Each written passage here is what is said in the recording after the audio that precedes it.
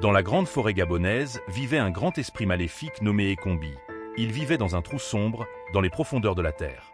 Soudain, Joseph, Roger et Thomas, 3 hommes, inconscients, passaient par là, juste à côté de ce grand trou sombre. Ne savant pas que le lieu sur lequel ils posaient pied était un lieu maudit, car toute personne qui y posait pied ou qui s'y aventurait ne fut plus jamais revue.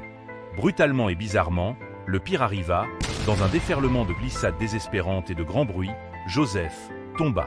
Quand il tomba, il vit, d'abord au début, une silhouette des hommes. Puis il constata qu'il avait de grandes jambes, une énorme bouche et sa peau était de couleur sombre. Même étant dans le noir, il vit que ce qui était dans le trou n'était pas humain, c'était autre chose. La chose se tenait là, devant lui, mais heureusement, figée et incapable de bouger. Roger et Thomas virent que le trou était profond et sombre, mais il entendait Joseph crier « Pitié, aidez-moi, aidez-moi, il y a une créature étrange ».